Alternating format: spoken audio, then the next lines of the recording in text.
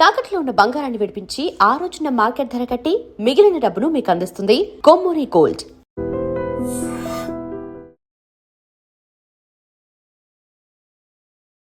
Welcome to I dream. ఈ రోజు మనతో పాటు ఫిజియోథెరపిస్ట్ రాహుల్ శ్యామ్ గారు ఉన్నారు. మాట్లాడదాం. Hello sir, welcome to our show. Thank you అండి. నమస్తే సార్, ఈ రోజుల్లో పెయిన్స్ అనేది అందరికీ చాలా కామన్ అయిపోయింది. అంటే ఏజ్ తో సంబంధం లేకుండా యంగ్ ఏజ్ వాళ్ళ నుంచి పెద్ద ఏజ్ వాళ్ళ వరకు పెయిన్స్ అనేది కామన్ అయిపోయింది. అసలు ఈ పెయిన్ రిలీఫ్ కి ఫిజియోథెరపీ అనేది ఎలా సహాయం చేస్తుంది? డెఫినెట్గా చాలా హెల్ప్ చేస్తుందండి. బేసిక్గా పెయిన్స్ అని మనం అంటే దీన్ని కేటగిరీ లాగా తీసుకోవాలి. మీరు అడిగిన క్వశ్చన్ని ఫిజియోథెరపీలో మేము పెయిన్స్కి మెయిన్గా డీల్ చేసేది muscle and joint related pains. ఈ మసిల్ అండ్ జాయింట్ రిలేటెడ్ పెయిన్స్లో కూడా చాలా కారణాలు. కొంతమందికి స్పోర్ట్స్ ఆడుతూ వస్తుంది, కొంతమందికి ఏదైనా ఇంజురీ జరిగితే వస్తుంది, కొంతమంది కూర్చొని వస్తుంది. సో రెపిటేటివ్ స్ట్రెస్ ఇంజరీ అంటాం అనమాట. సో అట్లా చాలా రీజన్స్ ఉన్నాయి ఇట్లాంటి పెయిన్స్ రావడానికి. ఫిజియోథెరపీలో మేము ఏ విధంగా ఈ పెయిన్స్తో డీల్ చేస్తామంటే first we find out the root cause of the pain అనమాట. ఇప్పుడు సపోజ్ ఒక 21 year old బాలర్ ఉన్నాడు. ఇప్పుడు నా క్లినిక్ వచ్చినాడు, బౌలింగ్ వేస్తూ పెయిన్ వస్తుందని చెప్పినాడు.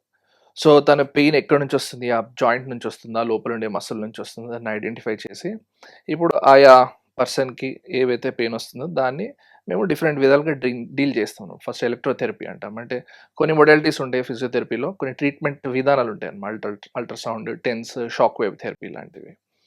నెక్స్ట్ అది కొంచెం పెయిన్, దాని లోపల ఉండే ఇరిటేషన్, ఇన్ఫ్లమేషన్ తగ్గించడానికి. దాని తర్వాత తద్వారా ఆ వీకెండ్ అయ్యే పెయిన్ వల్ల వీక్నెస్తో వచ్చే వీక్నెస్ ఏదైతే ఉంటుందో ఆ మసిల్లో, దాన్ని మనం కొన్ని సెలెక్టివ్ ఎక్సర్సైజ్ ద్వారా స్ట్రెంథెన్ చేస్తాం. అట్లా చేసినప్పుడు దాంతోని వచ్చే రిజల్ట్ ఏంటంటే మెల్లిమెల్లిగా బౌలింగ్తో వచ్చే పెయిన్ కూడా తగ్గుతుంది. అట్లనే నేను జస్ట్ ఒక చిన్న సినారియో చేసి చెప్పినాను మీకు.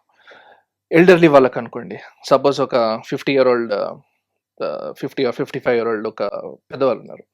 వాళ్ళకి మెట్లెక్కితే పెయిన్ వస్తుంది, ఎక్కువసేపు నడిస్తే పెయిన్ వస్తుంది. సో దాన్ని మేము ఫస్ట్ చూస్తాం అనమాట. అంటే పెయిన్ ఎందుకు వస్తుంది, ఆథరైటిక్ చేంజ్ వల్ల వస్తుందా, మజిల్స్ వీక్నెస్ వల్ల వస్తుందా. సో దాన్ని మనం ఐడెంటిఫై చేస్తాం. అంటే ఎక్స్రే తీపించుకున్నట్టుంటే ఏమైనా జాయింట్లో ఏమైనా అరుగుదల ఉందా. ఓకే, ఫిజియోథెరపీలో స్పెసిఫిక్గా మజిల్ వీక్నెస్ ఉందా లేదా దాన్ని క్వాంటిఫై చేసే కూడా కొన్ని టెక్నికల్ ఎగ్జామినేషన్స్ ఉంటాయి అనమాట. దాన్ని మాన్యువల్ మజిల్ టెస్టింగ్ అంటాము, స్ట్రెంగ్త్ టెస్టింగ్ విత్ డైనమోమీటర్ అంటాము. సో దీంతో ఏం చేస్తామంటే మజిల్ వీక్నెస్ ఉంటే దాన్ని ఐడెంటిఫై చేసి ఆ మజిల్ వీక్నెస్ వల్ల పెయిన్ వచ్చినట్టయితే మనం దాన్ని కరెక్ట్గా ఏ విధంగా అయితే వీక్ మజిల్ ఉందో దాన్ని మనం ఎక్సర్సైజ్ చేస్తూ స్ట్రెంథెన్ చేస్తూ ఆ పెయిన్తోని we deal with that pain. Okay, physiotherapy చేసే టైంలో వాళ్ళు వేరే వర్క్స్ చేసుకోవచ్చు, అంటే వాకింగ్ కావచ్చు, వర్కౌట్స్ కావచ్చు, ఇలాంటివి చేసుకోవచ్చు. ఇట్ డిపెండ్స్ అండి. ఇట్స్ ప్యూర్లీ అంటే as long as it is pain free we tell it చేయొచ్చు అని చెప్తాము. కానీ అంటే ఇట్ ఈస్ కాంటెక్స్చువల్ అగైన్. ఇప్పుడు కొంతమందికి లెటర్సే మజిల్ టేర్ ఉంది, ఓకే, ఆర్ లిగమెంట్ టేర్ ఉంది, ఓకే, నీలో లిగమెంట్ టేర్ ఉంది. లిగమెంట్ టేర్ ఉన్నప్పుడు కొన్నిసార్లు అంత పెయిన్ రాకపోవచ్చు. కానీ ఇప్పుడు ఆ లిగమెంట్ టేర్ ఉండడం, పెయిన్ రాలేదు అని చెప్పేసి if you just ask them to go and play, it will definitely అది కొంచెం టేర్ అయ్యేది గ్రేడ్ 1 కొంచెం 50% టేర్ అనేది 100% టేర్ అవుతుంది అనమాట. అట్లా. సో ఆడొచ్చా అని చెప్తే అది ఫస్ట్ ఒక ఫిజియోథెరపిస్ట్ ఎగ్జామిన్ చేసి ఎవాల్యుయేట్ చేసి అది ఆడడానికి సేఫా కాదా, ఆడగలితే ఎట్లా, person to person it is completely contextual అండి. సో బ్యాక్ పెయిన్ ఎక్కువగా రావడానికి అసలు రీజన్స్ ఏంటి? అండ్ బ్యాక్ పెయిన్ ఉన్న వాళ్ళు బెడ్ రెస్ట్ తీసుకుంటే అది ఆ సొల్యూషన్ అవుతుందా?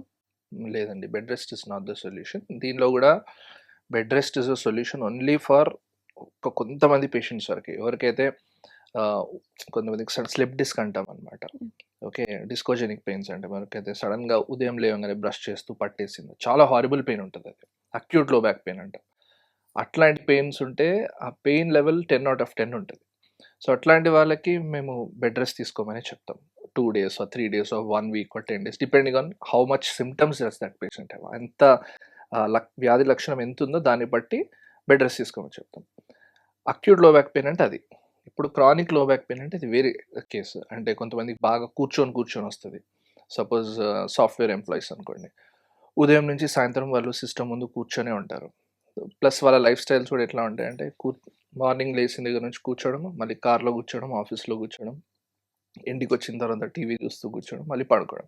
సో ఇక్కడ ఏమవుతుందంటే ఈ లైఫ్ స్టైల్లో ఎక్కడ మజిల్స్కి ఎక్సర్సైజ్ అనేది లేదు, బాడీకి ఎక్సర్సైజ్ అనేది లేదు. అట్లాంటప్పుడు ఏమవుతుందంటే sitting is also demanding activity. మీరు కూర్చోవాలన్నా మీ మజిల్స్‌కి ఆ స్టెబిలిటీ, ఆ స్ట్రెంత్ ప్రొవైడ్ చేయాలి. కూర్చోడానికి కావాల్సిన స్టెబిలిటీ ప్రొవైడ్ చేయాలి. ఎప్పుడైతే మన లైఫ్ స్టైల్స్ చాలా సెడెంటరీగా ఉన్నాయో, ఎక్కువ యాక్టివిటీ లేకుండా ఉన్నాయో, అప్పుడు ఏమవుతుందంటే sitting will also become a burdensome activity. So, ఎప్పుడైతే ఎక్కువసేపు కూర్చొని ఉంటారో వాళ్ళకి ఈ లో బ్యాక్ పెయిన్స్ అనేవి కూడా వస్తాయన్నమాట. ఆర్ పువర్ పోస్చర్స్‌లో కూర్చోవడం. ఇప్పుడు మనం కూర్చునే భంగిమ కూడా మీరు ఇప్పుడు 2, 3 మినిట్స్ కూర్చున్నారనుకోండి, ఇట్లా డస్ నాట్ మ్యాటర్. కానీ ఎప్పుడైతే ఉదయం నుంచి సాయంత్రం ఒకటే పొజిషన్‌లో కూర్చున్నారు, అప్పుడు కూర్చున్నప్పుడు మీరు కూర్చునే పొజిషన్ అనేది స్ట్రెయిట్‌గా ఉండాలి, కరెక్ట్‌గా ఉండాలి, బ్యాక్‌కి సపోర్టెడ్‌గా ఉండాలి. ఓకే. సో, ఫిజియోథెరపీ ఎలా హెల్ప్ చేస్తుంది బ్యాక్ పెయిన్ ఉన్న వాళ్ళకి?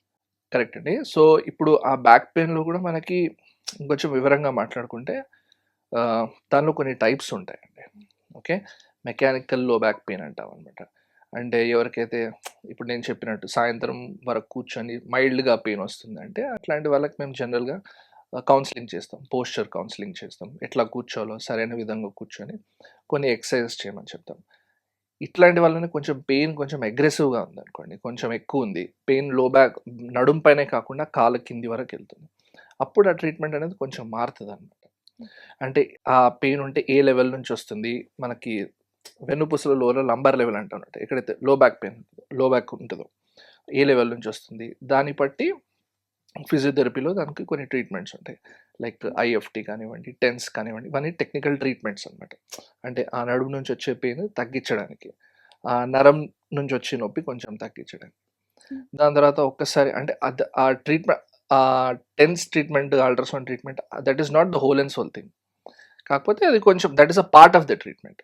అందరూ ఫిజియోథెరపీ అంటే వెళ్తారు, కరెంట్ పెట్టించుకుంటారు, వచ్చేస్తారు అనుకుంటారు. That is not true.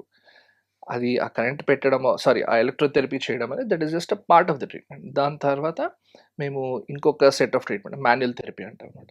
అంటే ఏదైతే పెయిన్ఫుల్ సెగ్మెంట్స్ ఉంటాయో లో బ్యాక్లో, దాన్ని ఎక్కడైతే స్టిఫ్గా ఉంటుందో, టైట్గా ఉంటుందో, కొన్ని కొన్ని టెక్నిక్స్ ద్వారా దాన్ని రిలీజ్ చేస్తాం అనమాట, ఓకే. పెయిన్ఫుల్ సెగ్మెంట్స్ని. నెక్స్ట్ దాని తర్వాత తద్వారా వచ్చేది ఎక్సర్సైజెస్. వీకెండ్ మజిల్స్ ఏవైతే ఉంటాయో, నడుముది కానివ్వండి, గ్లూట్స్ అంటే హిప్ మజిల్స్ కానివ్వండి, అట్లాంటి మజిల్స్ ఏమైనా బ్యాక్ పెయిన్కి కాంట్రిబ్యూట్ అవుతున్నాయా, అది మనము ఎగ్జామిన్ చేసి ఎవాల్యుయేట్ చేసి ఆయా మజిల్స్ ఏవైతే బ్యాక్ పెయిన్కి కాంట్రిబ్యూట్ చేస్తున్నాయో ఆ మజిల్స్కి మనం ఎక్సర్సైజ్ చేపిస్తాం అనమాట. ఓకే. అది సో, మోకాళ్ళ నొప్పులు, నీ పెయిన్స్ ఇప్పుడు యంగేజ్‌లో కూడా వస్తున్నాయి. అసలు యంగేజ్‌లో మోకాళ్ళ నొప్పులు రావడానికి రీజన్స్ ఏమంటారు? రైట్ అండి. సో దీనిలో కూడా మనం డైగ్రెస్ చేసి డివైడ్ చేసుకోవాలి.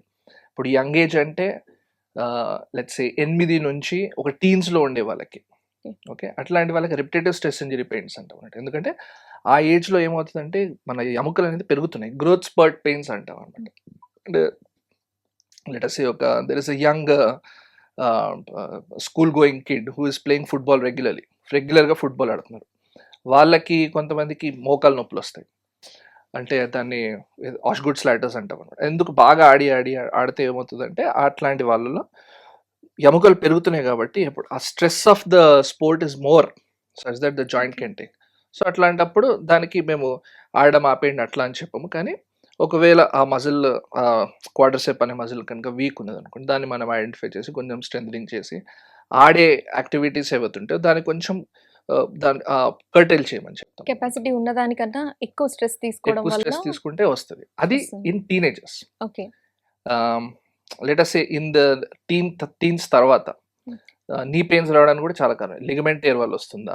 ఏదైనా ఇంజురీ అయితే వచ్చిందా? ఇంజురీ అవ్వడం వల్ల మనకి లిగమెంట్స్, మెనిస్కస్ అని కొన్ని స్ట్రక్చర్స్ ఉంటాయి నీ లోపల. ఏమైనా టేర్ అయితే కూడా నీ పెయిన్స్ వస్తాయి. ఓకే. నేను చెప్పినట్టు ligament tears or meniscal tears, structural damage, ఏమైనా ఇంజురీ అవ్వడం వల్ల వచ్చే పెయిన్స్ వేరే.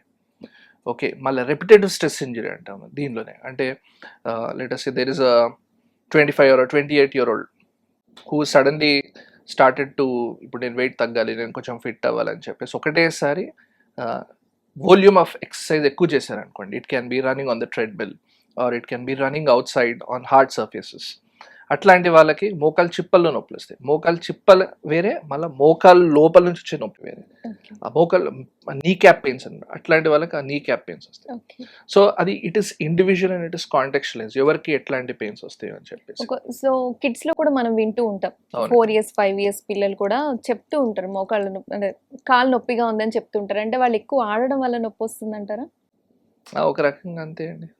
You can say that. అంటే ఇఫ్ హార్డ్ సర్ఫేసెస్ పైన అట్లా ఆడిన, ఎస్పెషలీ అంటే 4, 5 ఆర్ 6లో కొంతమంది భరతనాట్యం అట్లాంటి హార్డ్స్ బాగా అంటే ఈ ట్యాపింగ్ యాక్టివిటీ ఉంటుంది. అది అంటే న్యూట్రిషనల్ గా ఫుడ్ అది వల్ల దట్ ఈస్ అది తీసుకోకూడదు. ఒక కాంపొనెంట్ అండి. అంటే ఓకే. ఒకవేళ వాళ్ళ న్యూట్రిషన్ వీక్ ఫుడ్. ఉందనుకోండి, అంటే సపోజ్ కావాల్సినంత కాల్షియం రావట్లేదు, కావాల్సినంత ప్రోటీన్ లేదు ఫుడ్లో, అప్పుడు యాక్టివిటీ డిమాండ్స్ ఎక్కువ ఉన్నప్పుడు న్యూట్రిషన్ ద్వారా కూడా దాన్ని సప్లై చేయాలి. ఓకే. ఎప్పుడైతే న్యూట్రిషనల్లీ అవి మనకు సప్లై అవ్వట్లేదో దానివల్ల కూడా వస్తాయి.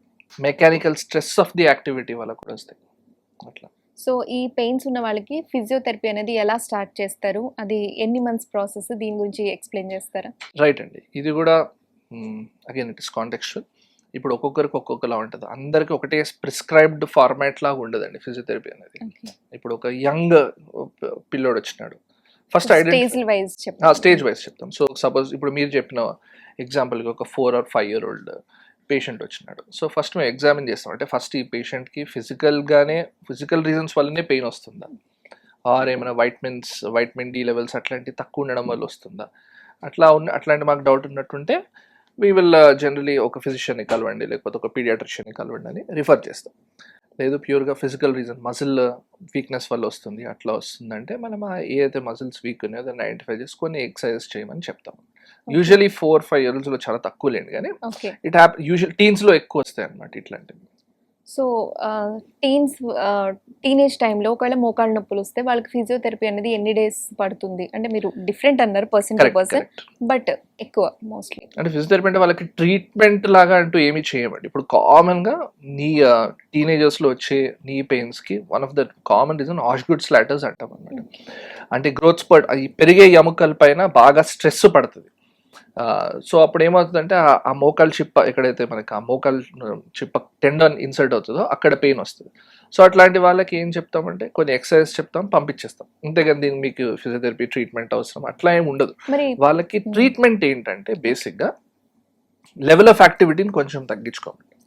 అట్లా ఒకవేళ చాలా సీరియస్గా కాంపిటేటివ్ స్పోర్ట్స్లో అథ్లీట్స్ అట్లాంటి వాళ్ళు ఉన్నారనుకోండి, అట్లాంటి వాళ్ళకి వాల్యూమ్ ఆఫ్ యాక్టివిటీ తగ్గించుకోమండి. అంటే ఎట్లా లెట్సే తనకి నెక్స్ట్ మంత్ ఒక కాంపిటేటివ్ సీజన్ ఉంది, ఒక మ్యాచ్ ఉన్నది.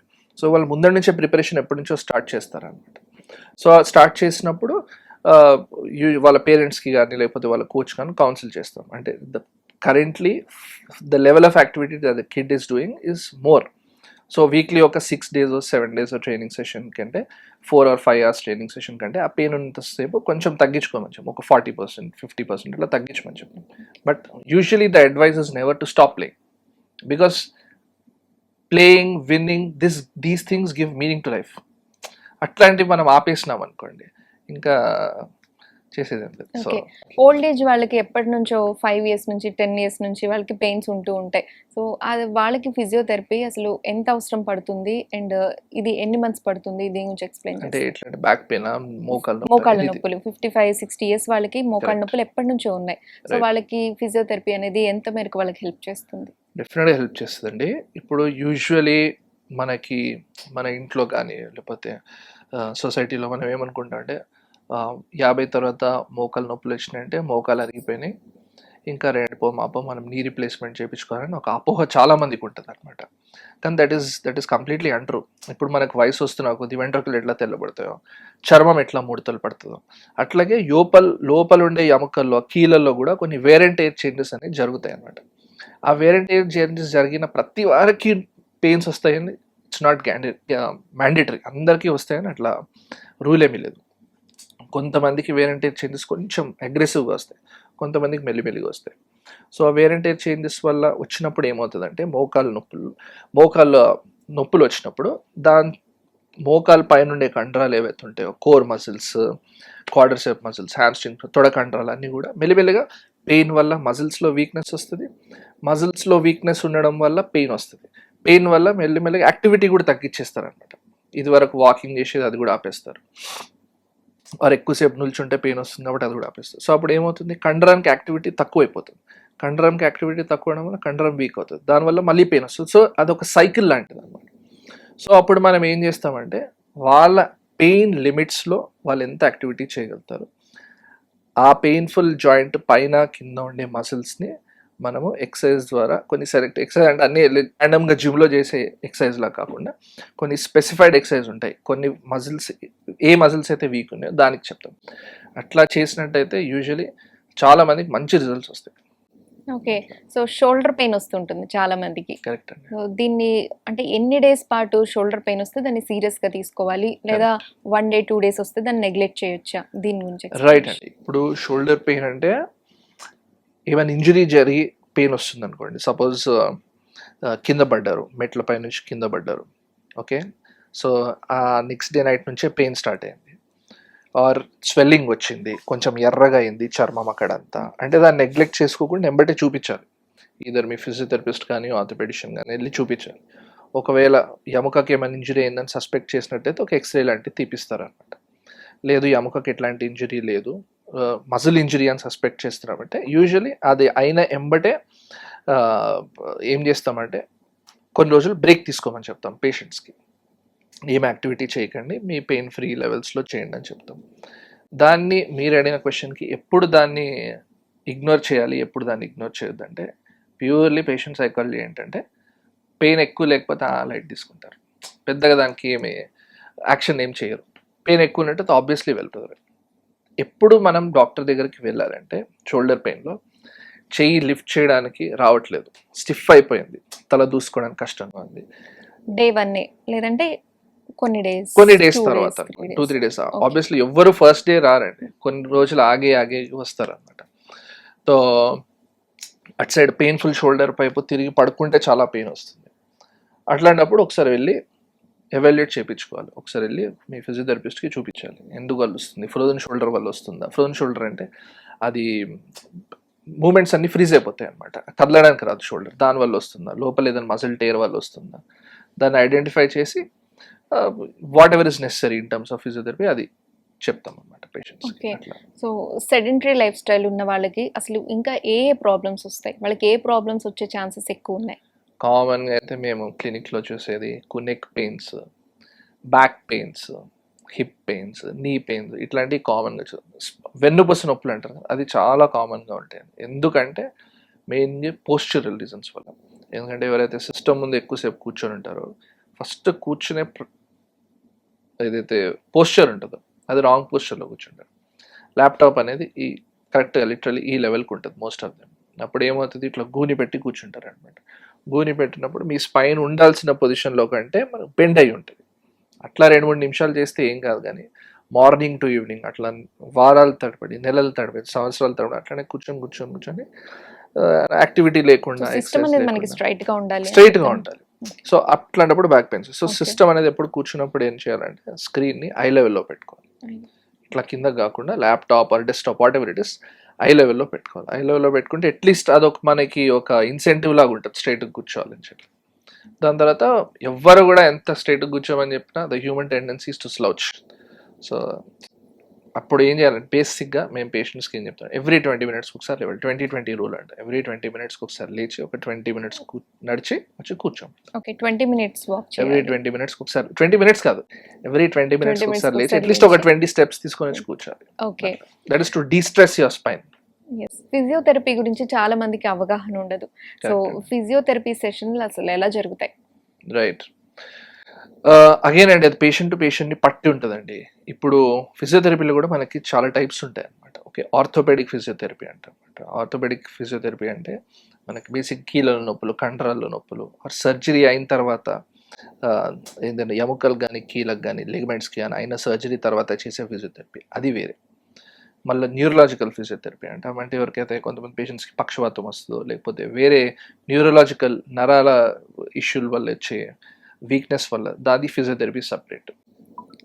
అట్లా మళ్ళీ గైనకలాజికల్ ఫిజియోథెరపీ ఉంటుంది. అంటే ప్రెగ్నెంట్ విమెన్కి పెల్విక్ ఫ్లోర్ మజిల్స్ అంటే యాక్టివ్గా ఎట్లా ఉండాలి, అట్ ద సేమ్ టైం ప్రెగ్నెన్సీలు ఎట్లా సేఫ్గా పెట్టుకోవాలి, ఎక్సర్సైజ్ ఎంతవరకు చేయాలి, అది సపరేట్. సో అట్లా ఈ 3 types ఉంటాయండి ఫిజియోథెరపీలో. సో ఎవ్రీ టైప్లో ఎన్ని సెషన్స్ పడతాయి ఏంటి అనేది ఇట్ ఈస్ కంప్లీట్లీ డిఫరెంట్. ఇప్పుడు కొంతమందికి యూజువలీ ఏదైనా ఆర్థోపెడిక్ సర్జరీ తర్వాత ఏమైనా ఫిజియోథెరపీ అయిందనుకోండి, అట్లాంటి 1 నెల నుంచి 1.5-2 నెలల వరకు చేస్తాం. ఏమైనా లిగమెంట్ సర్జరీస్ లాంటివి షోల్డర్ కానీ నీకి కానీ ఏమైనా లిగమెంట్ సర్జరీస్ అయినాయి అదొక 4 to 6 months వరకు ఉంటుంది. 4 to 6 months అంటే రెగ్యులర్గా ఉండదు. ఇటు కొంతమందికి వారంకి 2 సార్లు పిలుస్తాము, ఆల్టర్నేట్ డేస్ చేపిస్తాము అట్లా. అది ఫిజియోథెరపీలో ఏమి ఉంటుంది అంటే దానిలో మనకి ఓపీడీలో చేసే ఫిజియోథెరపీలో 2 types ఉంటుంది, 3 types ఉంటుంది మెయిన్లీ. ఒకటి ఎలక్ట్రోథెరపీ అంటాం. ఎలక్ట్రోథెరపీ అంటే దానిలో కొన్ని మనం వాడే మెషిన్స్ ఉంటాయి అన్నమాట. పెయిన్ తగ్గించడానికి కొన్ని మెషిన్స్ ఉంటాయి, TENS, ultrasound, IFT, shock wave therapy, laser, ఇట్లాంటి చాలా ట్రీట్మెంట్స్ ఉంటాయి అన్నమాట. అది ఒక పార్ట్ ఆఫ్ ద ట్రీట్మెంట్ మాత్రమే. సో నెక్స్ట్ అది ఎలక్ట్రోథెరపీ. నెక్స్ట్ మాన్యువల్ థెరపీ అనమాట. మాన్యువల్ థెరపీ అంటే యూజువలీ ఏదైనా జాయింట్ నుంచి పెయిన్ రావడము, లేకపోతే ఏదైనా మజిల్ నుంచి పెయిన్ రావడము అయిందనుకోండి, అది ఎందుకు వస్తుంది పెయిన్, ఆ జాయింట్ సరిగ్గా కదలట్లేదా అని చెప్పి దానికి కొన్ని స్పెషల్ టెక్నిక్స్ ఉంటాయి అనమాట. ఆ జాయింట్ని రిలీజ్ చేసే టెక్నిక్స్, ఆ పెయిన్ని తగ్గించడానికి కొన్ని టెక్నిక్స్ ఉంటాయి. అది మాన్యువల్ థెరపీ. అది that is a part of the physiotherapy. Third వచ్చేసి ఎక్సైజ్ థెరపీ. ఎక్సైజ్ థెరపీ అంటే ఇప్పుడు పెయిన్ తగ్గిపోయింది పేషెంట్కి, ఇప్పుడు ఆ తగ్గిన పెయిన్ అలాగే మెయింటైన్ అయి ఉండాలి, పేషెంట్ మళ్ళీ రావద్దు. He should be pain free and he should be తను చేయాల్సిన దాన్ని చేయగలగాలి. సో దానికి మనం ఎక్సర్సైజ్ చెప్తాం అనమాట. ఆ ఎక్సర్సైజ్లో కూడా ప్రోగ్రెషన్స్ ఉంటాయి. స్టార్టింగ్లో కొంచెం లో లెవెల్ ఎక్సర్సైజ్ ఉంటాయి, దాని తర్వాత పెయిన్ తగ్గి కొంచెం మజిల్ కెపాసిటీ పెరిగింది, స్ట్రెంగ్త్ పెరుగుతున్న కొద్దీ కొంచెం ఇంకా అడ్వాన్స్డ్ ఎక్సర్సైజ్ చెప్తాం. ఓకే. అట్లా.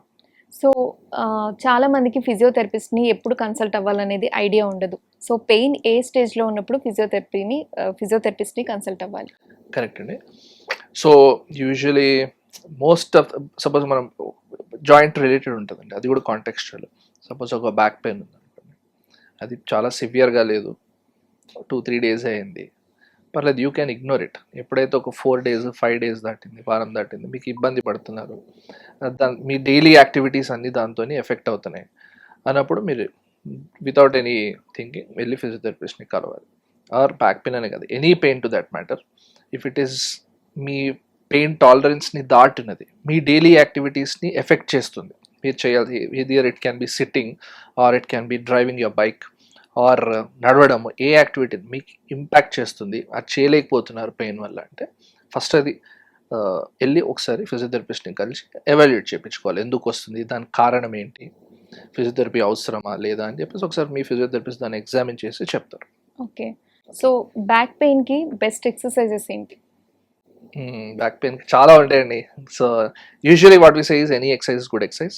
కానీ బ్యాక్ పెయిన్కి వచ్చినట్టుంటే పెయిన్ లెవెల్ని బట్టి కూడా ఎక్సర్సైజ్ ఉంటాయి. ఎప్పుడైనా కానీ చాలా ఒక అపోహ ఏముంటుందంటే, బ్యాక్ పెయిన్ ఉంటే యూట్యూబ్లో కూడా ఇన్స్టాగ్రామ్లో బ్యాక్ పెయిన్ ఉంటే ఈ 4 ఎక్సర్సైజులు చేయండి, ఈ 5 ఎక్సర్సైజులు చేయండి.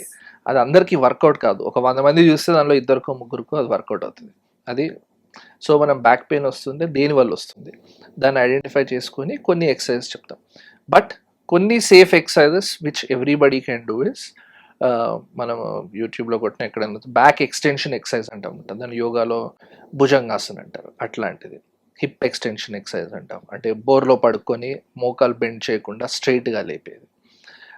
అట్లా cat cow, super man exercises అట్లాంటివి కొన్ని ఉంటాయి అన్నమాట.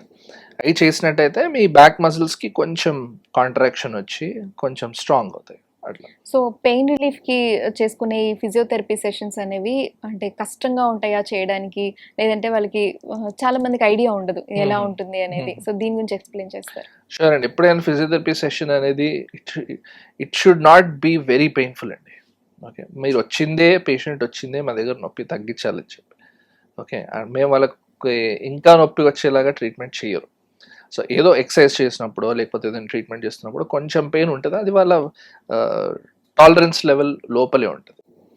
సో ఎప్పుడైనా పెయిన్ అనేది అంతగానం ఉండదు. ఓకే. సో నెక్ పెయిన్ వస్తుంటుంది చాలా మందికి. కరెక్ట్. సో ఎక్కువసేపు ఇలా మీరు అన్నారు కదా, సిస్టమ్ ముందు వర్క్ చేసినా లేదా మొబైల్ చూసినా చిన్న చిన్న రీజన్స్కి నెక్ పెయిన్ వస్తూ ఉంటుంది. ఇది తగ్గడానికి ఏమైనా సింపుల్ టిప్స్ చెప్తారా? షూర్ అండి. ఫస్ట్ పోస్చర్, మనం కూర్చునే పోస్చర్ ఇస్ వెరీ ఇంపార్టెంట్. మనం ఎప్పుడైతే సరిగ్గా కూర్చొని ఫోన్ వాడటం కానీ ల్యాప్టాప్ వాడటం కరెక్ట్ పోస్చర్లో కూర్చొని చేసామనుకోండి, 90% ఆఫ్ టైమ్స్ ఇట్లాంటి పెయిన్స్ రాని రావు. సో దానికి సింపుల్ టిప్స్ ఒకటి ఏం ఫాలో అవచ్చు అంటే, స్క్రీన్ని లెఫ్ట్ సే మీ డెస్క్టాప్ స్క్రీనో మీ ల్యాప్టాప్ స్క్రీనో దాన్ని ఫేస్ లెవెల్ ఆర్ ఐ లెవెల్కి పెట్టుకోవాలి. ఒకవేళ ల్యాప్టాప్ వాడినంతది USB mouse, USB keyboard types ఏమైనా వాడాలి. నెక్స్ట్ కూర్చున్నప్పుడు మీ బ్యాక్ అనేది స్ట్రైట్గా ఉండాలి. ఇంట్లో. సో ఒక పిల్లో కానివ్వండి, బ్యాక్ కుషన్స్ దొరుకుతాయి అనమాట, లంబార్ సపోర్ట్ కుషన్స్, అట్లాంటివి వాడచ్చు. కూర్చొని స్ట్రైట్గా కూర్చొని. బెస్ట్ టిప్ ఇస్ ఎవ్రీ 20 minutesకి ఒకసారి లేచి అట్లీస్ట్ ఒక 20 steps నడిచి, లేకపోతే కొంచెం బాడీని, చేతులు కాళ్ళు కొంచెం లిటిల్ బిట్ ఆఫ్ మూవ్మెంట్ చేసి వచ్చి కూర్చోవాలి. Okay. One more most important thing is, మీరు ఎంతసేపు కూర్చొని ఎంత పర్ఫెక్ట్ పోస్చర్ని ఫాలో అయినా it is not equal to you not exercising. అంటే మీరు ఎక్సర్సైజ్ కంపల్సరీ మన డైలీ రొటీన్లో అట్లీస్ట్ ఒక 30 to 45 minutes of aerobic exercise ఉండాలి. ఎక్సర్సైజ్ అనేది చేయాలి కంపల్సరీ. అది మీరు యోగా రూపంలో చేస్తారా, వెయిట్ ట్రైనింగ్ రూపంలో చేస్తారా, అది దట్ ఈస్ యువర్ కాల్. కానీ ప్రతిరోజు చేయాలి. చేస్తే మనకి ఒక ఫ్యూచర్ ప్రూఫ్ చేసుకున్నట్టు మన బాడీని, ముందుకు ఇట్లాంటి పెయిన్స్ రాకుండా ఉండడానికి. ఓకే. సో ఫిజియోథెరపీలో మాకున్న చాలా డౌట్స్ క్లారిఫై చేశారు. థ్యాంక్ యూ సో మచ్ అండి. థ్యాంక్ యూ అండి. Thank you. And for more videos, Please subscribe to iDream. Please subscribe to iDream. Please subscribe iDream. And please subscribe to iDream. For more videos, subscribe to iDream. please like, share and subscribe to the channel. Congratulations, iDream. Subscribe to iDream. Subscribe to iDream. So subscribe to iDream Media. iDream की iDream team अंदर की huge congratulations. Please subscribe iDream Media. Please subscribe to iDream. Subscribe iDream. Please subscribe to iDream. iDream అంటే నా కళల channel subscribe చేసుకున్న నోరు తిరుగుతలేదు, మీరైతే గంట గుర్తు కొట్టండి. For more such videos, please subscribe to iDream. Subscribe to iDream. Please subscribe to iDream. Please subscribe iDream Media. Please do subscribe to iDream. Please subscribe to iDream Media. For best entertainment and information, please subscribe iDream. And don't forget to subscribe to iDream.